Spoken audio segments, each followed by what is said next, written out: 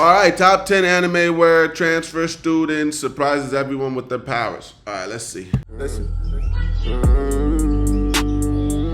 Double time on my business.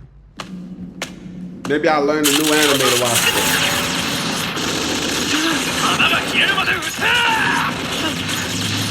Okay.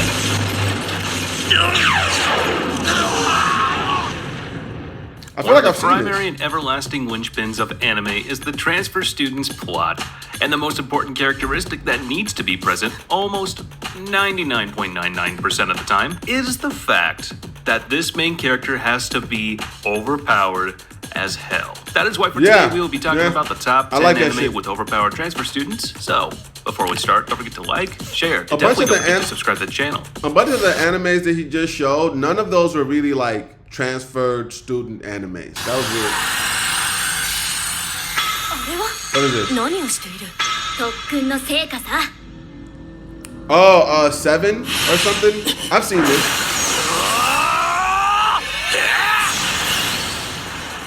Coming in number 10 is 100. 100 here isn't referring to a number. I knew it was a number. I said anything 7. Of the sort. The 100 here is the technology humanity is using in their battle against the extraterrestrials, the savage, quote unquote. And these monsters are powerful. And the main character was able to survive somehow an encounter with them as a child. The same incident that motivates him to become a slayer and 100 wielder. This incident also happened to turn him into a variant, buffing his capabilities as a 100 compatible subject. He is by far the strongest 100 wielder in the Little Garden Academy, a battleship mobile school created for the sole purpose of training these new compatible 100 candidates to become slayers and kill the savage. Maybe I should rewatch this. I feel like I did like watching 100. Not even close, bud. Coming in number 9 is Demon King Daimao. I mean, really, what can be said about this powerhouse of a monster? Raised in the church after being left at its doorstep as a baby, this man grows up with the dream of becoming a high priest that will do good for society and help it grow. But then he turns on his way to transfer to his Lord. new academy, Constant Academy for Magical Arts, the spirit Yata Garasu makes quite the ominous prediction about Sai becoming the Demon Lord and destroying the gods of this world. Yeah. Mind you, Yata never had a wrong prediction. Ever. So Sai's fate was already kind of set in stone, causing many around him to panic and fear the monster he shall soon become. Now, as for his powers, if I spend the whole day listing them, I would still need more time, so I'm just gonna list one ability that a select few anime characters possess and let you be the judges of his strength. This mother clucker is able to freaking manipulate the literal plot of the anime. That is kind of OP. I didn't remember that.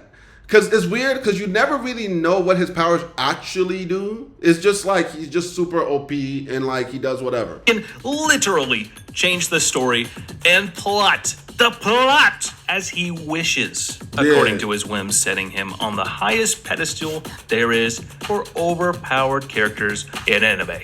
And guess what? Naruto beats Goku and Saitama. Coming in number 8 is the greatest demon lord is reborn as a typical nobody. I mean, yeah, you change the plot. Clearly, you're like a next level, but I don't know. Another powerful mage beyond measure granted the title of demon lord and misunderstood by the nations around him. Growing weary and tired of his life, he decides to give up and restart. He reincarnates himself years into the future as a typical nobody. However, he uses the new game plus cheat code, retaining all his spells, memories, and experiences from his past life. He's able to fly, he's able to cast spells without incantations, and use powers that are deemed in this time as mythical lost magics. When in reality, they are nothing but mere basic skills and spells compared to his time and era. It comes without saying that he is overpowered, and that his destructive capabilities are beyond imagining. Compared to his peers in the academy and even the teachers as well, he is in a totally different league, and no one can even come close to the realm he is in. Coming in number 7 is the Asteris Score.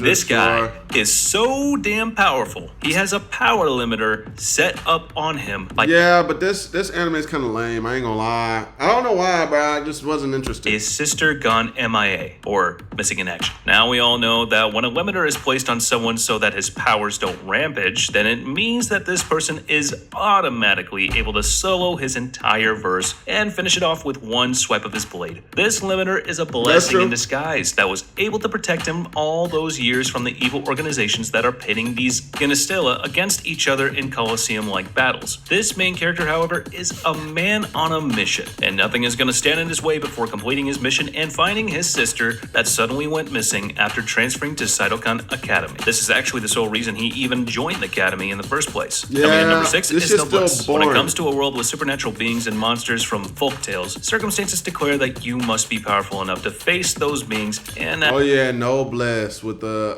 little vampire nigga. Yeah, I didn't like the show either. Most of these shows, I'm not gonna lie, it says top 10 anime where transfer students surprise everyone with their powers. I don't think these are the top. At least survive. Well, just like any food chain, it has its apex predator, and in this world, the nobles, aka vampires with supernatural magic and powers, are the apex predators. One problem though, Rai, or Caddis Etrema Rizal, is the noblesse. The hunter of the nobles, the one that tracks them down and disposes of them if they leave the righteous path and follow their whims in search for power. Rai, after slumbering for almost a century, is finally awake, back to the land of the living, and he has no freaking idea what the 21st century is all about, especially when it comes to technology and mostly any 21st century behaviors. This noble is found lacking in a sort of comical funny way. I mean, no shit, bro. He's a vampire that's been asleep for dummy long. Like, what you expect? However, when it comes to fights, protecting his friends and his school, Ray will not stop fighting until his enemies kneel before him, and realizing just how big the gap is between them and him. Coming in number 5 is Campion. This anime is all about being overpowered. This character is one of 7, only... It's not even about being overpowered. This anime is just about some dude meeting a bunch of like demi-god chicks that kiss him and then he gets powers enough to kill gods. It's so weird. Oh, say less. Don't forget to like and subscribe, little homie, and press that notification button too, my nigga. Now let's get back to it. It's such a on weird Earth, show. and even then he is still unique and more powerful than all of them. What makes him so special? Oh, nothing much. He just killed a god and gained his powers. Yeah, along he with did. the stigma of killing a god, that is. The stigma marks him as a Campion, or in other words, God. I forgot what that god was. So proud. Now it is up to him to That god battle was some these crazy gods time. and face them. Those gods are seen as heretics, and it is up for the Campion to protect the world from them and safeguard humanity. Coming in number 4 is You know, Spirit. the one thing I don't really understand about the Campion is that before he shows up, we're supposed to assume that these gods are just everywhere doing all this crazy shit, and that these girls are like the ones fighting these gods, like these girls with these low sword powers or whatever. But before the Campion shows up, you can tell these girls are not strong enough to face off against any gods. These girls are not powerful enough to take out a god by themselves at all. They're not powerful enough to take out a god with 3-5 of them together. Like, they're just not. So my whole thing is, who the fuck was taking out these who the fuck was taking out these gods before the Campione showed up? Right? Before the Campione showed up, before he showed up, who was taking these gods out? That don't make no sense. Chronicles. Even though it's an isekai anime with people dying in the real world and reincarnating into the other, this anime takes a different approach to the isekai trope when it comes to Ryo. However, Ryo is an orphaned boy that receives the memories and life experiences of Haruto Amakawa upon his death. Oh, yeah. Ryo, through some coincidences and a little drop of destiny added to the mix, receives the favor of the noble royalty and is admitted to the highly prestigious academy of the kingdom, where of course he receives all kind of scrutiny and bullying for his low status as a commoner. The usual, I am noble, I am better than you. How did this thing happen again? What happened at the end of this anime?